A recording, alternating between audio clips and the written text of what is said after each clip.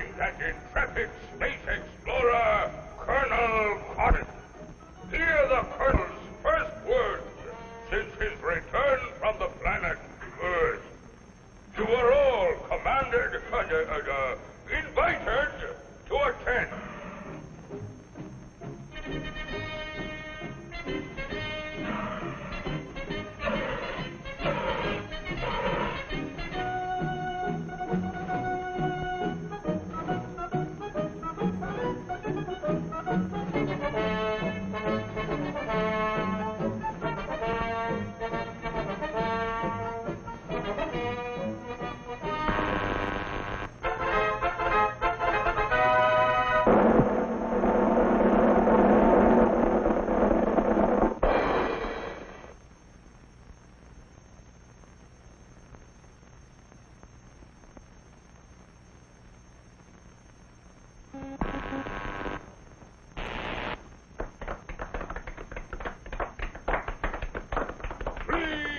Please, thank you for this unsolicited testimonial. And now, by special permission of the Commander-in-Chief, me, here is Mars' first space explorer, Colonel Cosmic.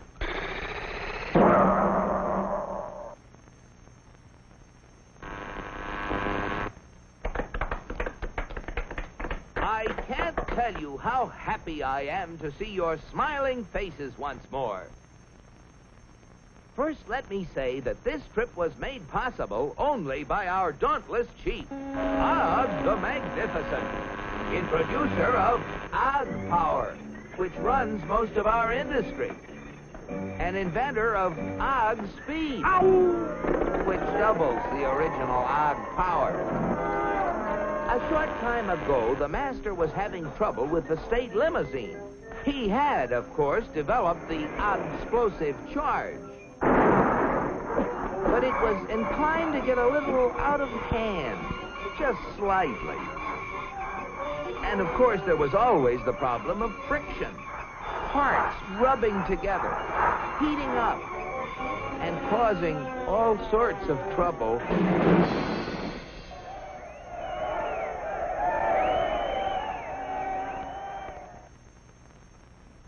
But our leader was undaunted. He immediately ordered our first expedition into space to bring back the secret of how other planets got their state limousines to run smoothly. The target was picked with painstaking scientific accuracy. Destination Earth. You all know with what eagerness I volunteered for the mission, and with what confidence I took off.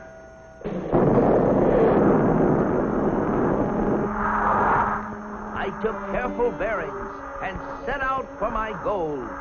It seemed no time till I was approaching a country of Earth called, the United States of America. I set her down like a feather.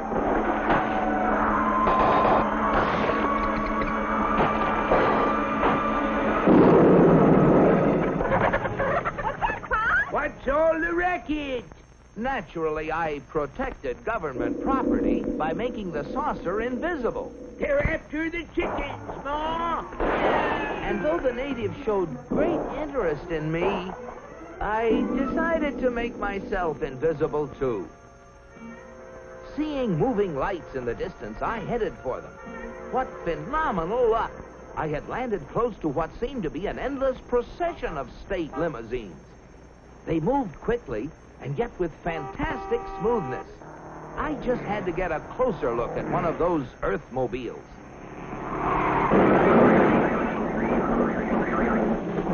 Just as I thought. Not only smooth and efficient, but powerful as well. I watched them for hours. Great Ganymede, they were superb. I just couldn't help comparing them with ours, if you call that a comparison. Surely these vehicles must be the property of the highest officials. I was wrong. It seems that almost everybody in this country has one of those, they call them automobiles. They use them for transportation, for business, for pleasure. They use them for all sorts of things. I found that these vehicles gather at places called service stations, where they are fed, lubricated, that's how they beat friction, and given the finest care. The source of their nourishment was something called petroleum. A power source like that must be a highly prized state secret. I had to find out about it.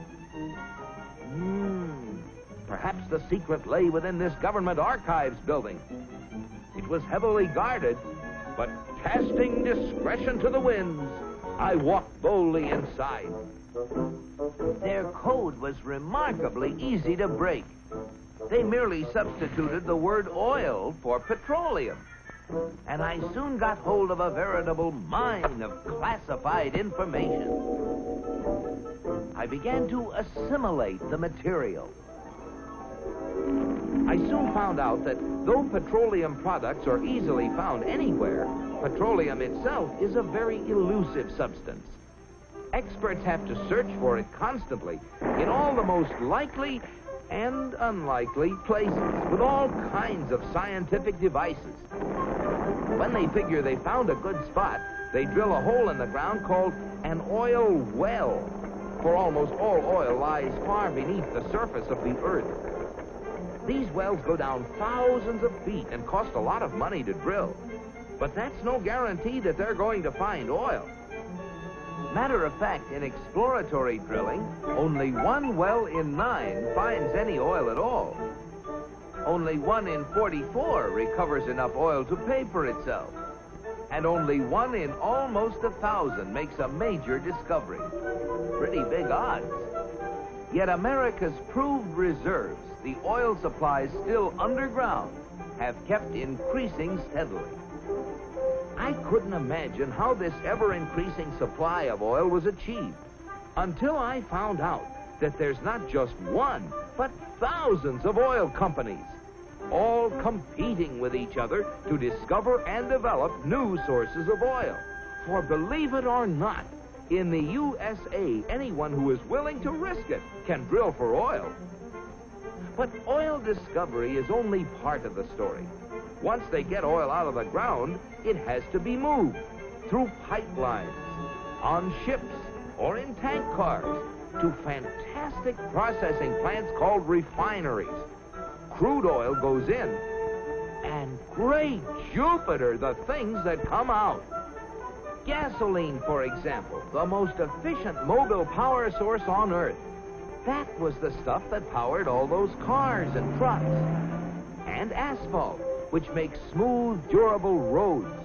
It seems that oil not only runs cars, it even gives them something to run on. Another oil product is the diesel fuel, which runs giant trains across the nation. In winter, fuel oil made from petroleum brings warmth and comfort to millions of homes. And still other fuels help defend America's shores and skies. From refineries also come the lubricating oils and greases that keep the wheels turning in America. But that still isn't all. Crude oil, like everything else, is made up of billions of tiny molecules. And using the magic of research, oil companies compete with each other in taking the petroleum molecule apart and rearranging it into, well, you name it, fabrics, toothbrushes, tires, insecticides, cosmetics, weed killers, a whole galaxy of things to make a better life on Earth. And you know, it isn't just oil companies that try to outdo each other, competing for the customer's dollar. The same story is true of almost every successful business enterprise in America. The result? A higher standard of living in the USA than in any other country on the whole planet. At last, the secret was mine. And now, to get proof of my discovery, smuggled past the border guards. In spite of my infinite precautions, one of them became suspicious and gave the alarm. Come back for the eggs, did you? Yeah. And so, with the fond farewells of the natives ringing in my ears, I took off once again for Mars. My landing was a little bumpy, but I saved my precious cargo.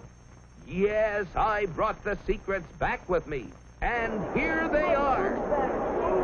The big secret is, of course, oil, which has brought a better life to all the people in the USA. But the key to making oil work for everybody is competition. Fellow Martians, I thank you. Very interesting, Colonel. Oil, huh? Sounds splendid. But that, what was it? Competition. Not our kind of thing at all. Why, competition is downright unmartial. Oil. We'll have oil for everybody. That's what we need. Oh, boy, oil.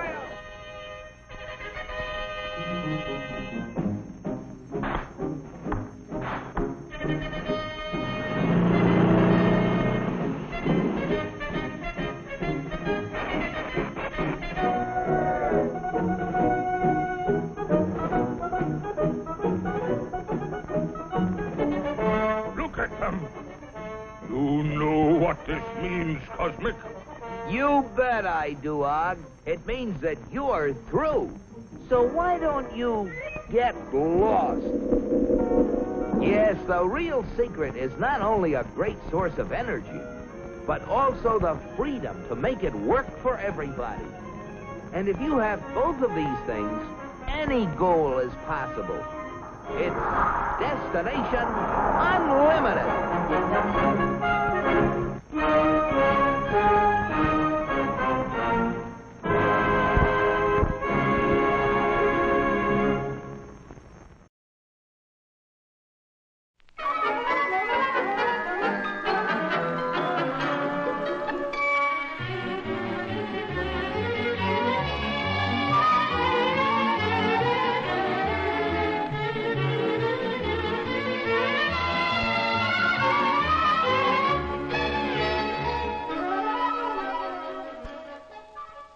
Just before lunch one day, a puppet show was put on at school. It was called Mr. Bungle Goes to Lunch. It was fun to watch. In the puppet show, Mr. Bungle came to the boys' room on his way to lunch. He looked at his hands. His hands were dirty, and his hair was messy. But Mr. Bungle didn't stop to wash his hands or comb his hair. He went right to lunch. Then, instead of getting into line at the lunchroom, Mr. Bungle pushed everyone aside and went right to the front.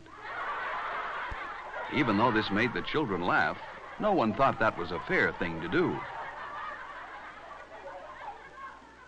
Then, in the lunchroom, Mr. Bungle was so clumsy and impolite that he knocked over everything, and no one wanted to sit next to him. And when he finally knocked his own tray off the table, that was the end of the puppet show. The children knew that even though Mr. Bungle was funny to watch, he wouldn't be much fun to eat with. Phil knew that a Mr. Bungle wouldn't have many friends. He wouldn't want to be like Mr. Bungle. Later, Miss Brown said it was time for the children who ate in the cafeteria to go to lunch. She hoped there weren't any Mr. Bungles in this room.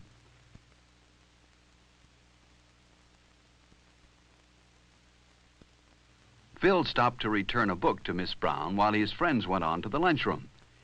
He would have to catch up with them later. On his way to catch up with his friends, Phil almost walked past the boys' room, but he stopped and thought. Were his hands clean? No, they were a little dirty. Phil remembered that Mr. Bungle didn't wash his hands. Mr. Bungle's hair was messy, too. Phil didn't want to be like Mr. Bungle. Inside the boys' room, Phil was surprised to see some of his friends washing their hands, too. Phil washed his hands well, with lots of soap.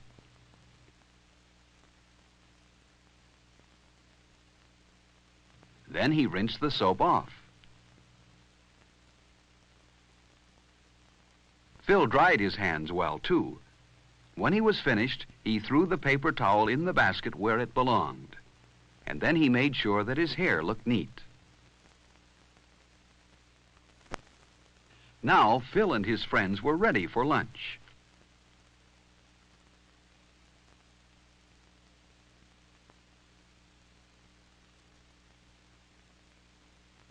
There was a line of children waiting to get into the lunchroom when Phil got there.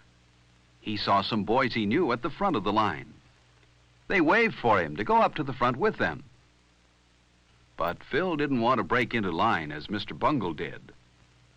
So Phil went to the end. That was the fair thing to do.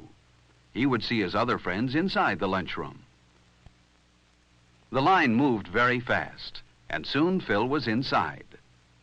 First, he picked up his tray.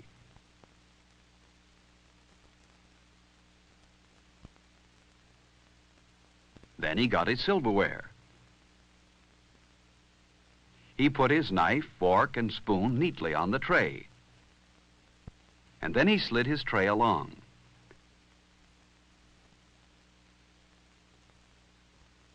He always enjoyed looking at the good food in the cafeteria. It tasted good, and was good for him, too. Instead of having a sandwich today, Phil decided to take the hot lunch. Phil took some bread and butter, too, and he knew what else he wanted: milk. But Alice took the last carton on the tray. Maybe there was more milk, so he said, "May I please have some milk?" Phil remembered to say, "May I?" and "please." That was very polite. Yes, there was more milk. Phil remembered to say, "Thank you," when he took the carton of milk. Phil had good manners. He didn't want to be like Mr. Bungle in the lunchroom. Phil didn't want to forget his dessert. The cake looked delicious. At the end of the line, the lunchroom supervisor said she had noticed how polite Phil was, and she smiled at him. She wouldn't smile at a Mr. Bungle. Phil went to the table where his friends were. He put his tray down carefully, pulled out his chair quietly, and sat down. He knew his friends wouldn't like a noisy Mr. Bungle at their table. There was someone Phil liked: Freddie. He always brought his lunch from home. It looked good. Freddie had a sandwich, an apple, a cookie, and milk. Before Phil began to eat, he always put a napkin on his lap. So did Freddie. Everyone liked Freddie. He was very polite. For example, if he had food in his mouth when someone talked to him, he always took time to chew the food with his mouth closed and swallow before he answered. Phil noticed how straight and tall Freddie usually sat. Freddie kept his feet on the floor, too. Phil would rather be like Freddie than like Mr. Bungle. Another polite person everyone liked was Alice. For example, when Alice sneezed, she covered her mouth and nose. This protected her friends at the table from any germs. While Phil and his friends ate, a boy ran past their table. You shouldn't run in the lunchroom.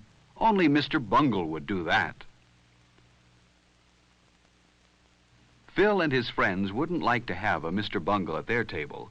Then lunchtime wouldn't be as much fun as it is. Phil ate slowly and enjoyed his lunch. Finally, he had eaten everything except his dessert. He saved his cake for last. Only a Mr. Bungle would eat his dessert before he'd finished the rest of his lunch. And Phil wasn't a Mr. Bungle. The cake was good.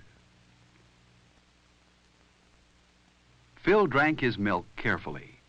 Some children are messy when they drink milk, but not Phil. As each of Phil's friends finished, they didn't leave the table, but waited for all the others to finish eating too. Phil was the last one done. He wiped his mouth and hands carefully with his napkin. Then he cleaned the table where he sat. He didn't want to leave his place at the table dirty. Everyone at the table cleaned his own place well. But look at that table. It was left very messy. Phil thought a Mr. Bungle must have sat there. But Phil didn't want to be like Mr. Bungle, so he put his chair neatly into place. And his table looked fine. Not a piece of paper or scrap of food was left on it. No Mr. Bungle sat here.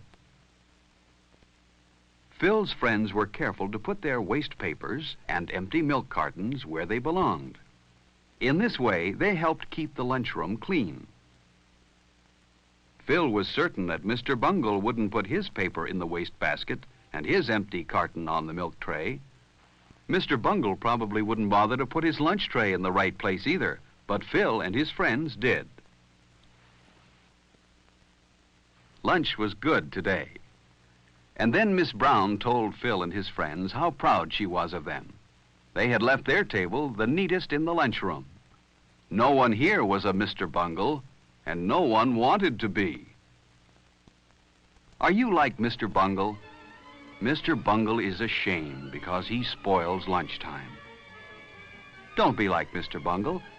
Have good lunchtime manners, and lunch will be more fun for everyone.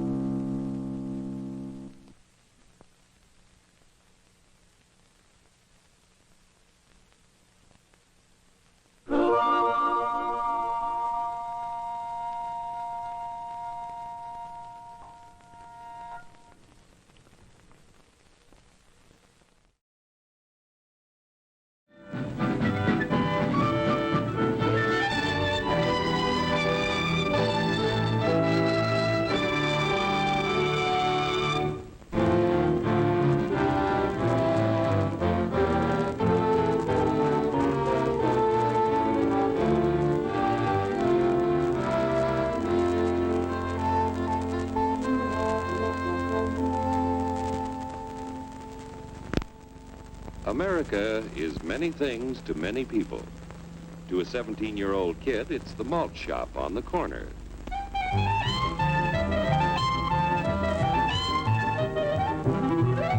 To Grandpa, it's the front porch in the cool of the evening.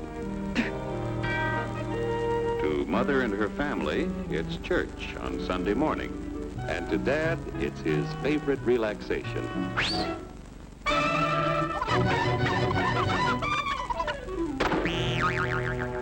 It's the Cracker Barrel philosophers in Crabtree Corners. And it's the tycoons in Wall Street. It's all races, creeds, and religions. It's freedom to work at the job you like. Freedom of speech and to peaceably assemble. Freedom to own property. Security from unlawful search or seizure. Where's your warrant, Flatfoot? The right to a speedy and public trial. Protection against cruel punishments and excessive fines. The right to vote. And to worship God in your own way. It is these freedoms that have made America strong. Okay, so we got our freedom. But management's lousing up everything. Labor is at fault. It's ruining the country. My constituents, as your elected representative, I can assure you Labor's right, management's right. I'm strictly neutral. Labor, management, politicians, phooey. They can't tell corn from oats. Work! Hurry, step right up, folks. Here's the answer to your problems. Dr. Utopia's sensational new discovery, ism. Ism will cure any ailment of the body politic. It's terrific. It's tremendous. Once you swallow the contents of this bottle, you'll have the bountiful benefit of higher wages, shorter hours, and security. Enormous profits, no strikes. Remember, you're the big boss. Government control, no worry about votes. Name your own salary. Bigger crops, lower costs. Why, ism even makes the weather perfect every day. And now then, because we are introducing this amazing item for the first time in this country, it isn't going to cost you 1 cent. All you have to do is sign this little scrap of paper, and you get your bottle absolutely free. I hereby turn over to ISM Incorporated everything I have, including my freedom and the freedom of my children and my children's children, in return for which said ISM promises to take care of me forever.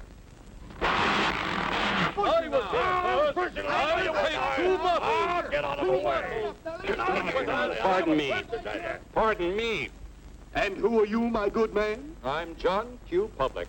Ah, my fine friend, you're just in time to share this generous and gigantic offer. Sign right here. Mind if I read it first? Hurry up now here. Keep your shirts on, boys. Including my freedom. Freedom? Well, sign away my freedom. Why, this is ridiculous. Don't be corny, brother. Sure, our system of free enterprise isn't perfect. But before we throw it away for some imported double talk, let's turn the clock back a few years to see what it's done for us. For example, back in the 1890s, Joe Dokes was just a guy who liked to tinker around his barn. Some people thought Joe was lazy. Some even thought he was nuts. But one day, he had an idea. And because he was free to dream his dream and tinker, Joe had a chance to make something of himself and his idea. So,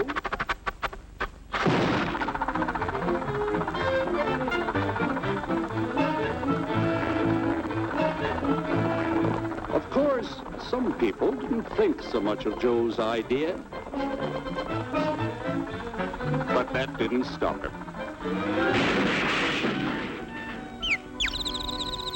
So Joe got some money from young Aunt Minnie and Uncle Angus and Grandpappy and Mr. Titus.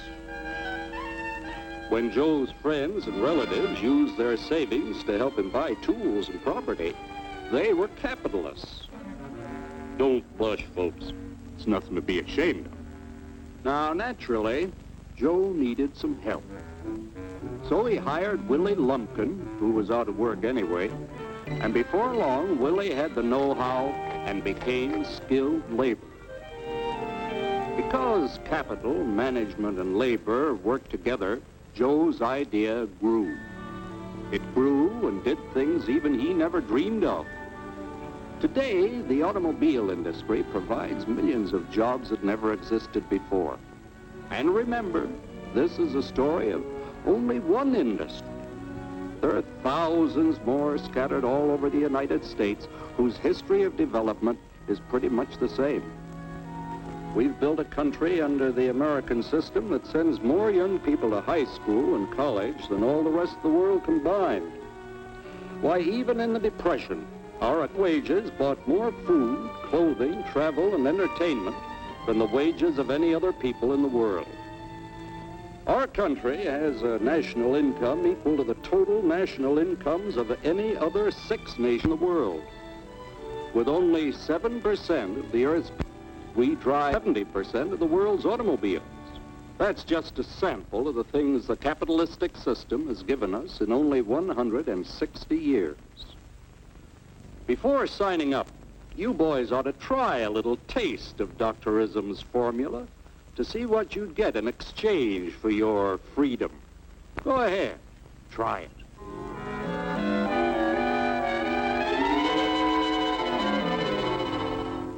You can't do this to me! I'll strike! The state forbids strikes. Wait till the union hears about this!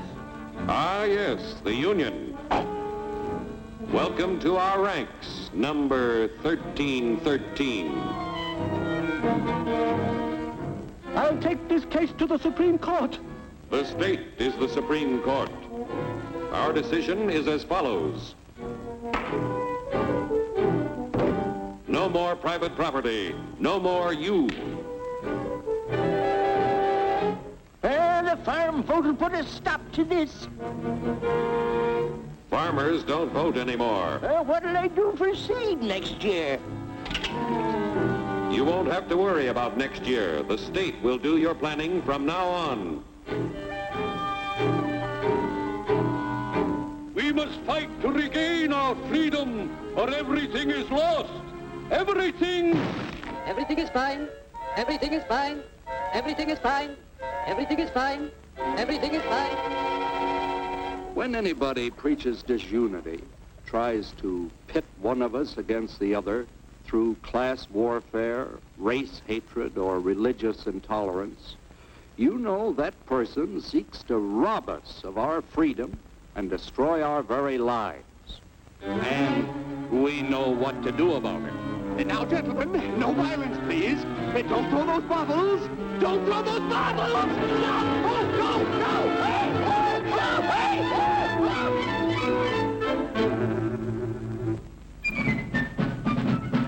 Working together to produce an ever greater abundance of material and spiritual values for all.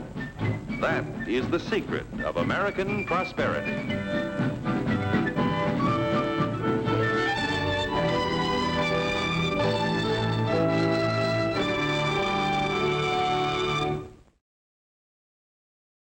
Dum dum, diddle dum dum, diddle dum dum, diddle dum dum.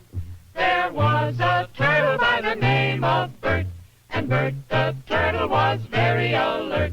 When danger threatened him, he never got hurt. He knew just what to do. He'd duck and cover, duck and cover. He did what we all must learn to do. You and you and you and you. Duck and cover. Be sure and remember what Bert the Turtle just did, friends, because every one of us must remember to do the same thing. That's what this film is all about. Duck and cover. This is an official civil defense film produced in cooperation with the Federal Civil Defense Administration and in consultation with the Safety Commission of the National Education Association. Produced by Archer Productions, Incorporated. Hey, Bert, come on out and meet all these nice people, please. Oh, all right. We really can't blame you. You see, Bert is a very, very careful fellow. When there's danger, this is the way he keeps from being hurt. Sometimes it even saves his life. That's why these children are practicing to duck and cover just as you do in your school. We all know the atomic bomb is very dangerous. Since it may be used against us, we must get ready for it, just as we are ready for many other dangers that are around us all the time. Fire is a danger. It can burn whole buildings if someone is careless. But we are ready for fires.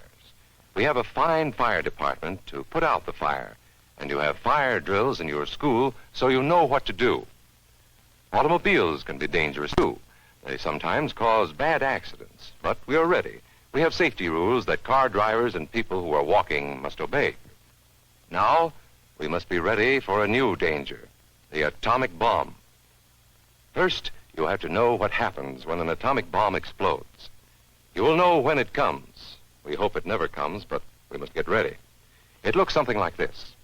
There is a bright flash, brighter than the sun, brighter than anything you've ever seen. If you are not ready and did not know what to do, it could hurt you in different ways. It could knock you down hard or throw you against a tree or a wall. It is such a big explosion, it can smash in buildings and knock signboards over and break windows all over town. But if you duck and cover like Bert, you will be much safer. You know how bad sunburn can feel. The atomic bomb flash could burn you worse than a terrible sunburn, especially where you're not covered. Now, you and I don't have shells to crawl into like Bert the Turtle, so we have to cover up in our own way. First, you duck, and then you cover. And very tightly, you cover the back of your neck and your face. Duck and cover underneath a table or desk or anything else close by. In Betty's school, they are talking about the atomic bomb, too. Betty is asking her teacher, how can we tell when the atomic bomb may explode? And her teacher is explaining that there are two kinds of attack, with warning and without any warning. We think that most of the time we will be warned before the bomb explodes, so there will be time for us to get into our homes, schools, or some other safe place. Our civil defense workers and our men in uniform will do everything they can to warn us before enemy planes can bring a bomb near us. You may be in your schoolyard playing when the signal comes. That signal means to stop whatever you are doing and get to the nearest safe place fast. Always remember, the flash of an atomic bomb can come at any time, no matter where you may be. You might be out playing at home when the warning comes. Then be sure to get into the house fast, where your parents have fixed a safe place for you to go. If you are not close to home when you hear the warning, go to the nearest safe cover. Know where you are to go, or ask an older person to help you. You know the places marked with the S sign? They're safe places to go when you hear the alarm. If there is a warning, you will hear it before the bomb explodes.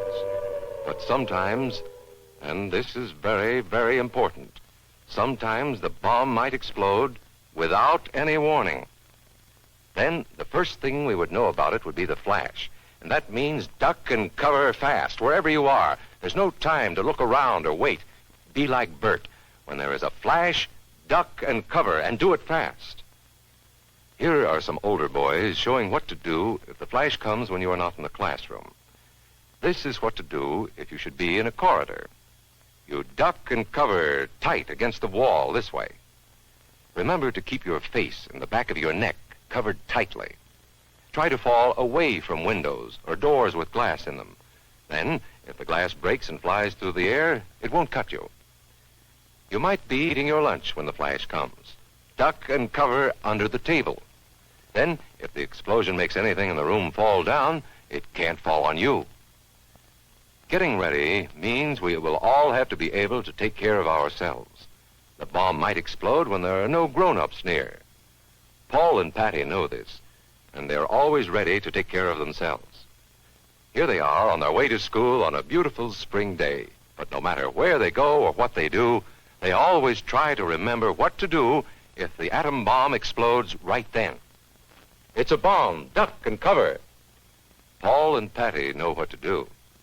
Paul covered the back of his head so that he wouldn't be burned, and Patty covered herself with the coat she was carrying. They knew how to duck and cover. They acted right away when the flash came. If they had been at this doorway when the bomb flashed, Paul and Patty would have ducked and covered this way, like this girl. Heavy doorways are a good place to duck and cover. She will be safer, too. Here's Tony going to his Cub Scout meeting. Tony knows the bomb can explode any time of the year, day or night. He is ready for it. Duck and cover. Attaboy, Tony. That flash means act fast. Tony knows that it helps to get to any kind of cover. This wall was close by, so that's where he ducked and covered. Tony knew what to do. Notice how he keeps from moving or from getting up and running? He stays down until he is sure the danger is over. The man helping Tony is a civil defense worker. His job is to help protect us when there is danger of the atomic bomb. We must obey the civil defense worker. We must know how to duck and cover in the school bus or in any other bus or streetcar. Duck and cover. Don't wait. Duck away from the windows fast. The glass may break and fly through the air and cut you.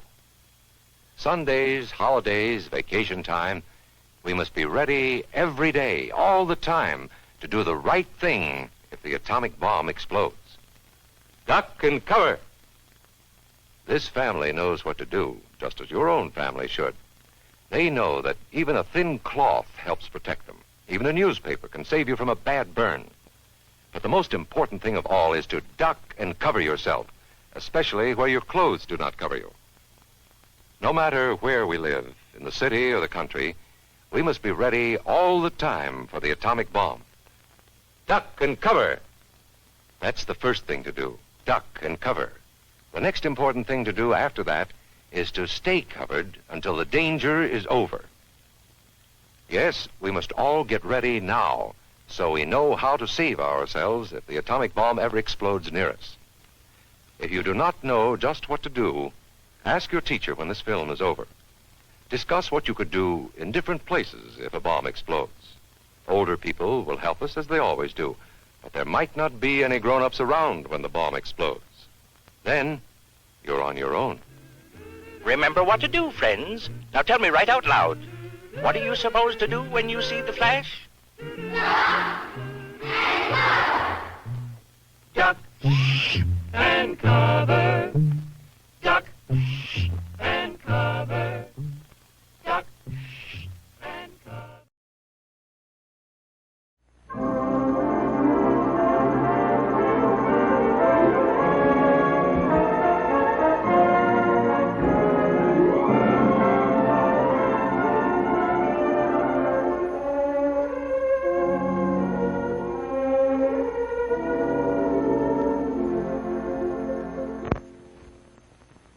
Hello there.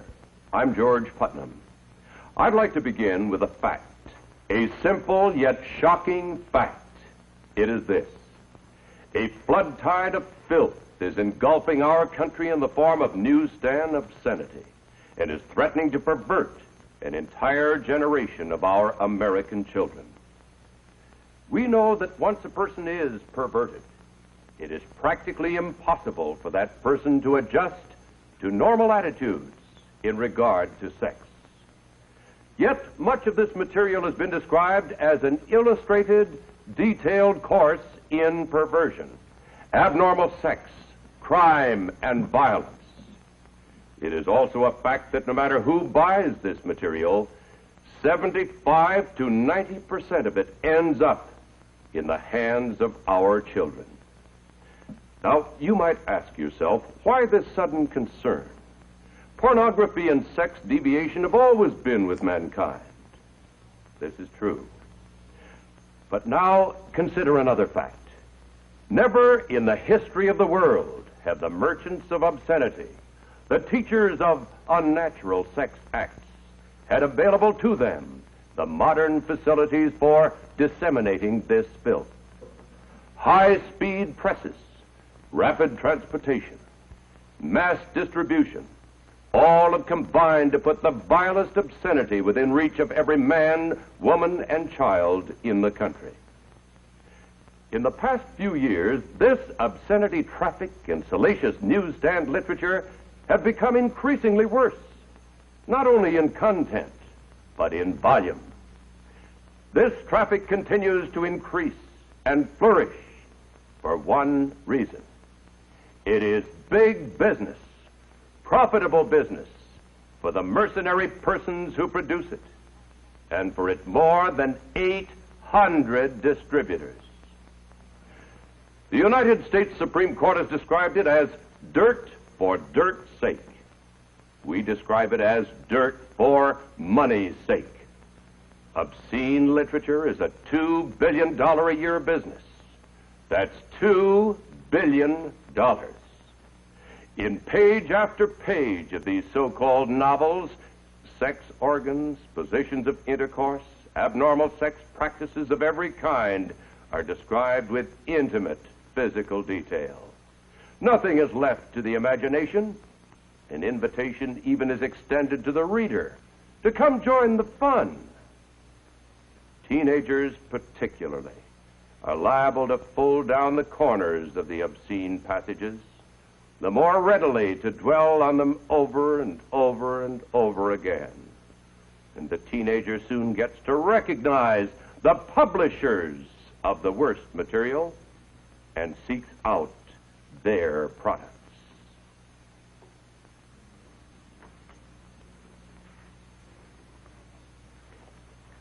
This is a book typical of many. It is called Sex Jungle. I would like to read you a passage from this book, not because it is particularly obscene, but because it portrays a philosophy that is aimed at our young people. This philosophy is not just in this book, but through all of this material. A 16-year-old boy, member of a gang, has just clubbed an old man in the course of a robbery, and he's thinking back over his accomplishment. Maybe he would die. That would mean I had murdered him. I smiled, trying the idea on for size. One of the things that always had cheesed me a little was that I had no kills to my credit. I'd been in plenty of rumbles, but somehow I'd never cooled anyone. Well, maybe now I'd have my first one. I couldn't feel very proud of sculling an old man, but at least I could say that I'd scored. That was a big kick. What are we alive for except to grab all the kicks we can? Sex, that's a kick. Sure, a damn good one. A guy can't ever get enough of that. Drinking, that's another kick. An okay kick. Marijuana, sure. M's good, too, if you don't let it get the upper hand with you. Heroin, H. There was something to be said for that. I'd tried it. But horse isn't such a good kick because it takes more than it gives. And before long, you use it and you don't get any kick. There were others. Rape. That was a kick that I'd tried a couple times. It makes you feel real big to grab a girl, rip her clothes off, and take her. The way I figure it, you get kicks from what you do to other people. If you take something from a girl that she values, you've gained something. Or at least that's the way I look at it. I'm brainier than a lot of gang guys. I spend a lot of time thinking. Maybe I should have been a professor. And the way I thought it out, taking a girl's cherry's a hell of a gratifying thing. And so is murder. That was one kick I hadn't experienced yet. Taking life, that's living big. Only I wasn't happy about doing it this long, drawn-out way. An old man slowly dying. There wasn't much kick in that. But sticking a knife into a guy, twisting upward, that must be something. End of quote.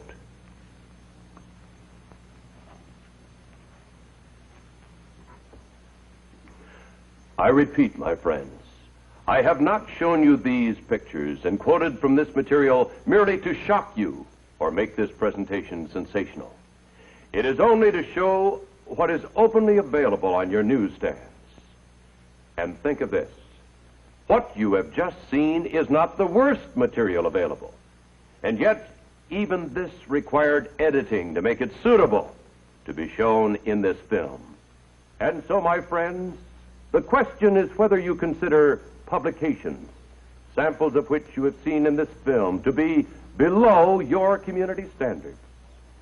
To find the answer, ask yourself these questions. Would you display this material on your living room table? Do you find such material in the living rooms of your friends and neighbors? Would you read stories from these publications to your family or friends? Would you undertake to sell this material from door to door? Of course you would not.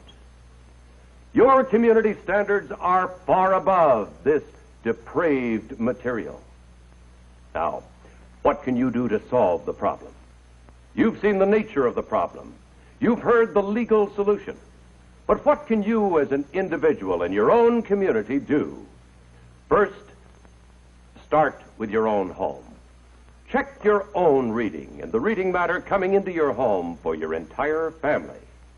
Remember, children can be contaminated by magazines brought into the home by adults. Second, promote good reading. Encourage children to use the library. Good books and magazines will help build positive values that are a protection against obscenity. Third, check neighborhood outlets that display pocketbooks and magazines, grocery stores, newsstands, malt shops, everywhere from the corner drugstore to the barber shop. And if you find obscenity for sale, call it to the attention of the owner. Remember, trading in stores that sell salacious material supports the obscenity racketeers. Fourth, report objectionable material to the police. Every arrest and prosecution, every conviction is a step in the education of the public to the solution of the problem. Remember, the law is your weapon. Fifth, write letters of commendation to police, prosecutors, other public officials, and to the newspapers whenever they take action against obscenity. Such letters and other direct contacts inform the public officials how high your community standards are.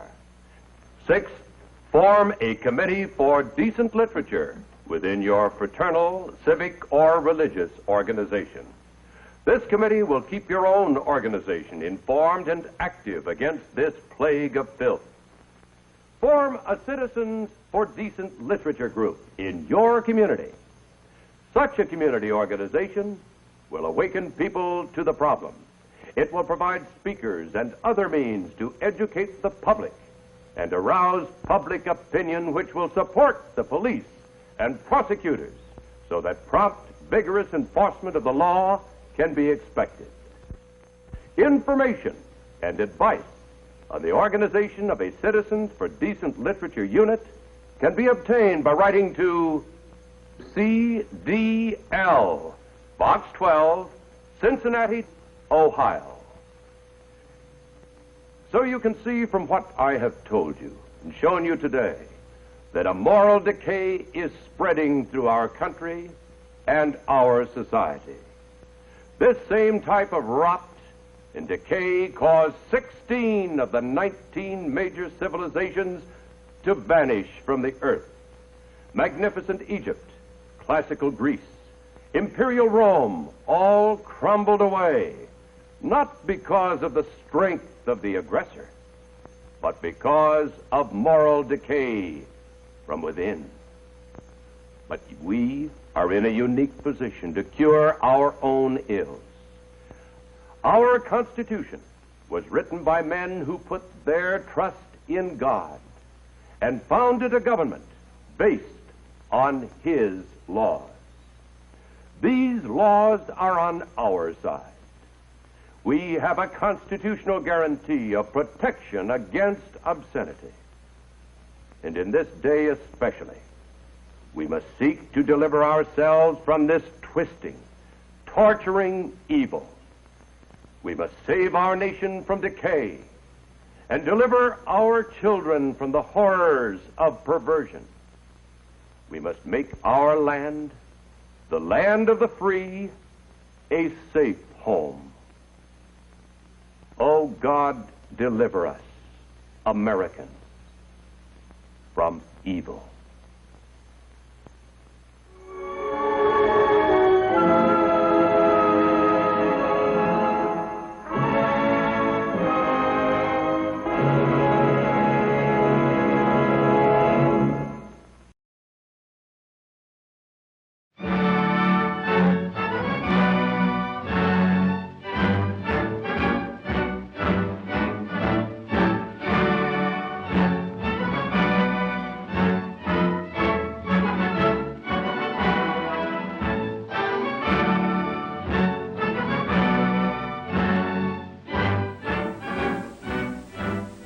The guardians of our health, our doctors, nurses, teachers, and parents, are working together to keep us well.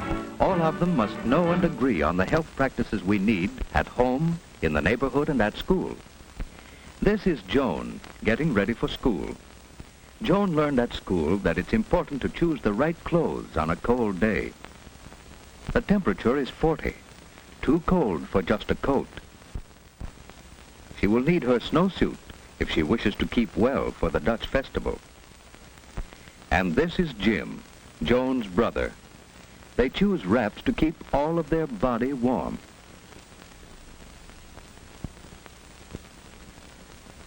Mother is glad to see Jim looking so well this morning. Their color is good, their eyes alert. They're ready for work or play. Mother needs to get another supply of paper handkerchiefs. Jim's friend George is eating an apple as he waits for them. That is a wise no thank you, Joan. Never share another's food. George has forgotten something that helps keep him clean. It's lucky for George that Joan has an extra tissue to lend him. Some children learn to jump or go around puddles, but George wades right into trouble because he forgot his galoshes. This is Miss May, Joan's teacher. George and Joan are glad to be in school. The children are getting ready for their Dutch festival. Tom has brought the thermometer in so that the children can guess what the weatherman doll should wear today. A raincoat and umbrella? Oh no, a snowsuit and galoshes to keep him warm and dry. It was hard to guess today, but Tom is a good guesser. Or did Mother tell him what to wear? George, you forgot something more important than your handkerchief. You forgot to cover your sneeze, and cold germs travel on your sneeze or cough, you know.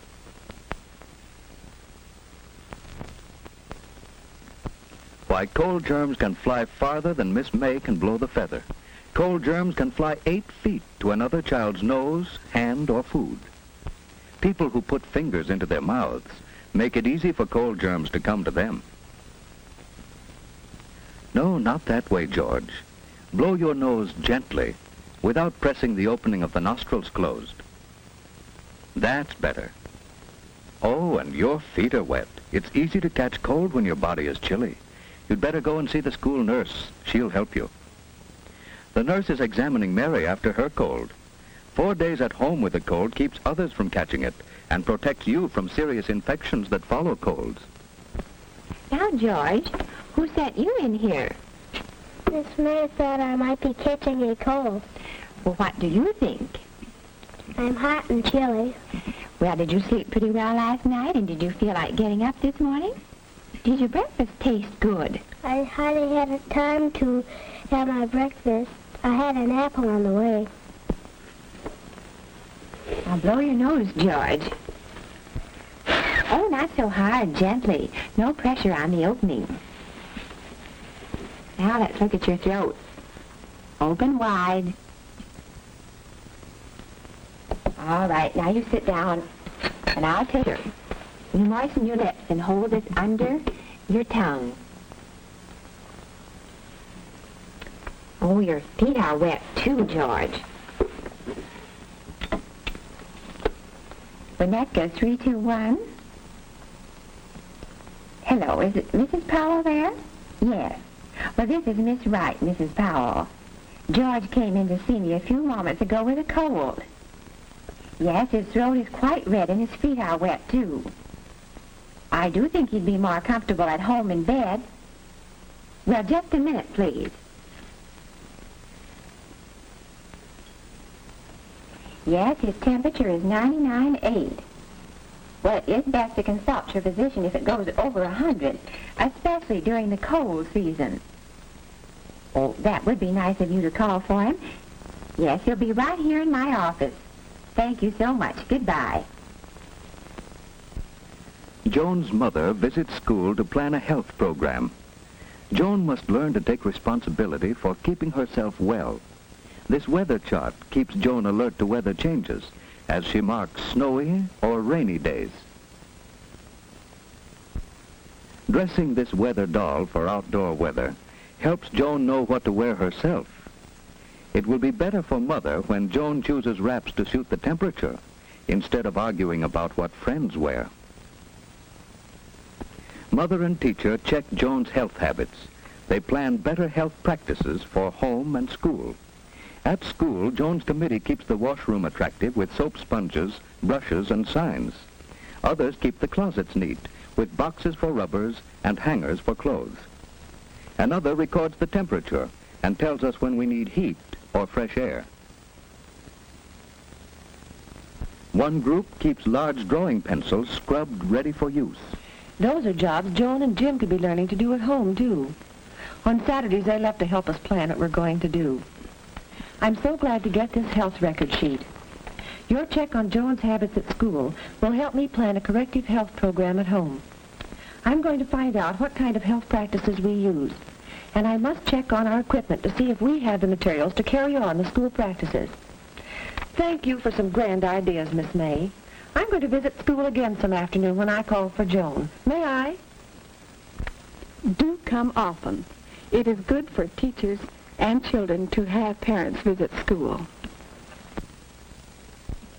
Next morning, Joan's mother is inspecting the health materials in her home. Each one in the family needs a separate towel and washcloth. Mother has one for Jim and another for Joan, each with his own name. Joan's father made a box for her to stand on. It's no fun washing if you have to stretch or can't see into the basin. And here are new cups. Each can have his own cup now. It prevents catching another's cold. Why, Jim, why are you so cross? Father has taught Joan to spit into the toilet, for spitting spreads disease. Here are the spoons for your cod liver oil, Joan. It's extra sunshine for us in winter and spring.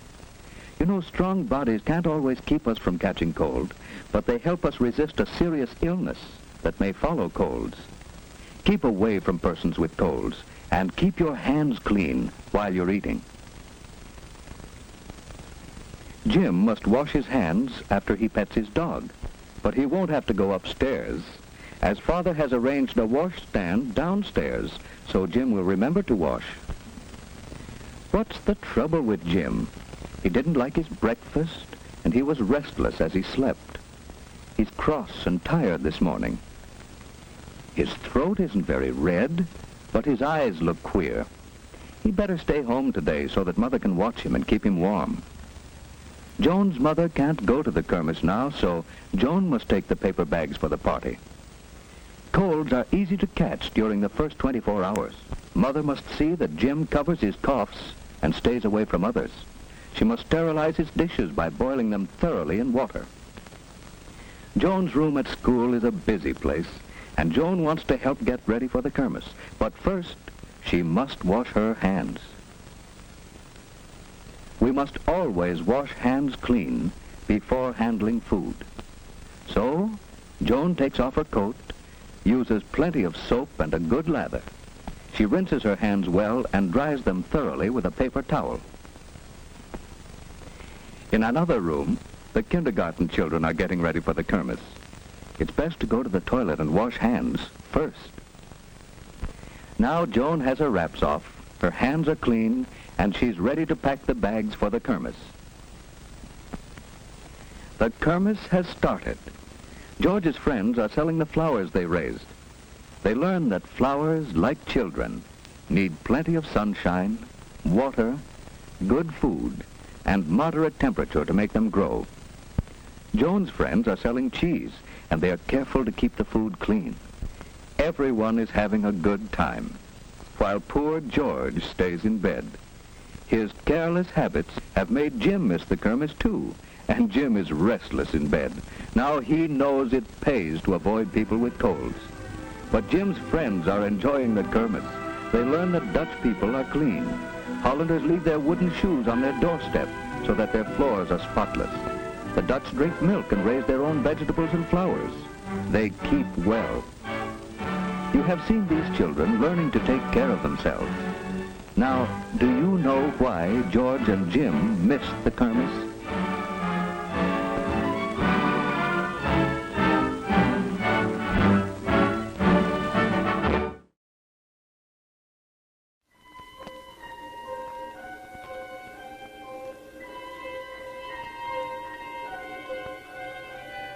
I dreamt last night the moon was so bright it melted the walls away. And it wasn't alarming when I saw Prince Charming come into my bedroom and say, "Let me persuade you to come to the place where tomorrow meets today." Ooh, thank you. It sounds very exciting. May I come just as I am? Hey! Girls don't go to Motoramas dressed in a pair of pink pajamas. Maybe they don't, but I don't care. Haven't got a single thing to wear. Quick, please, a gown. Ooh, I'll be the talk of the town.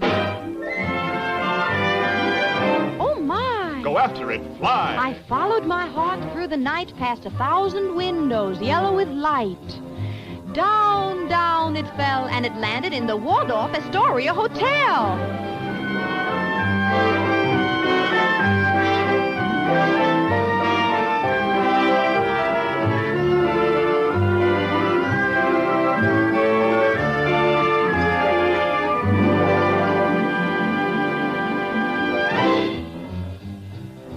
I'm a girl who happens to think that a brand new car is better than mink. Excited? Delighted. So glad I got invited. Since it's just a dream and involves no money, which one would you like me to buy you, honey?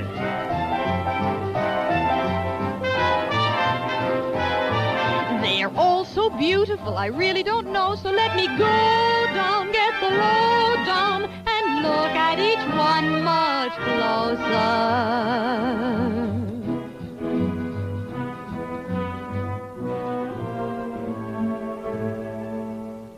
I want a Corvette.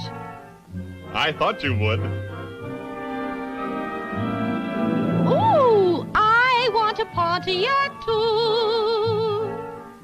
Okay, we'll have the usual two-car garage. How do you feel about this fine Oldsmobile? It's easy to see myself taking the wheel. This Buick's a beaut. I'll try it. Ooh, what a dreamy ride. I think that we ought to buy it. Let's go all out and buy a Cadillac too. I can hardly wait for this dream to come true. Hey, lady, your apron is showing. Better get her into the kitchen quick.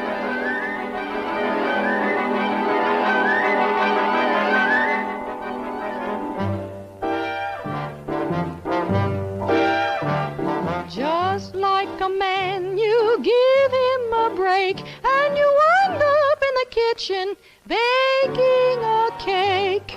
But this was a kitchen like none I'd seen. Put a card in the slot, and onto the screen pops a picture of just how your dish will look, plus all the ingredients you need to cook.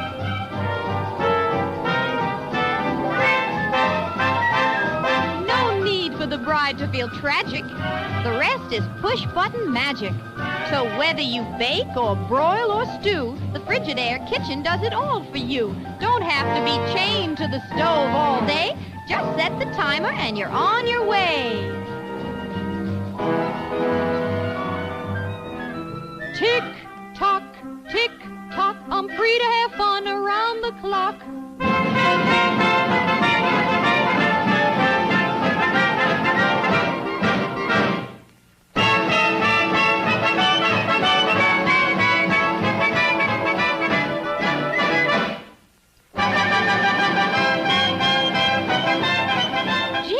I'm exhausted.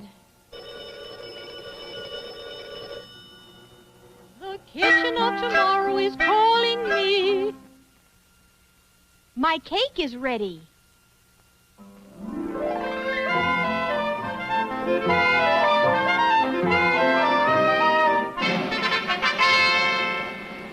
Time for the show. Everybody on stage.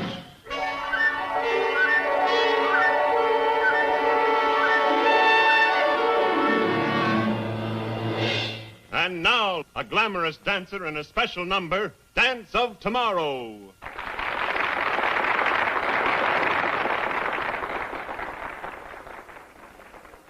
Everyone says the future is strange, but I have a feeling some things won't change.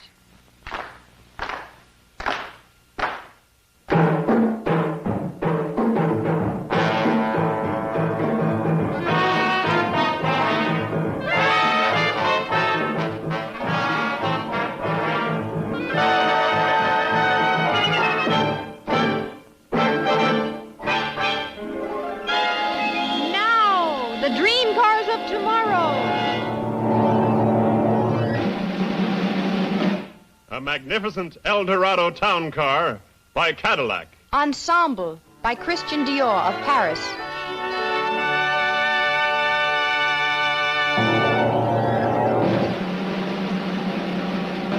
Buick presents the sleek Centurion. Driving Coat by Montesano of New York.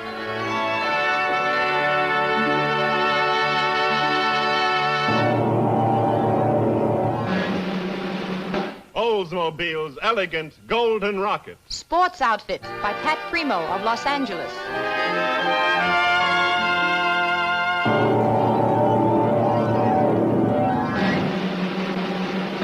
Pontiac's Club de Mer, open to the sky. Costume by Emilio of Capri.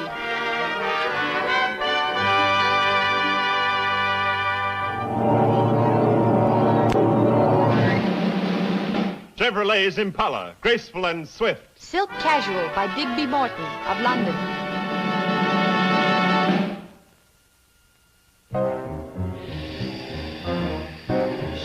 And last of all, designed for the electronic highway of the future, the fabulous turbine-powered Firebird 2.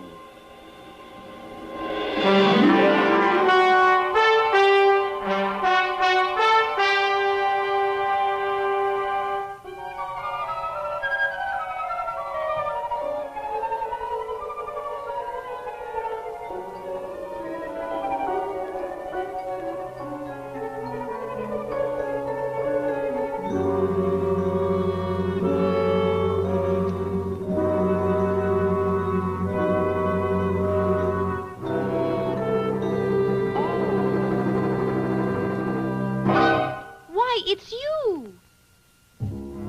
Firebird 2 to Control Tower. We are about to take off on the highway of tomorrow. Stand by.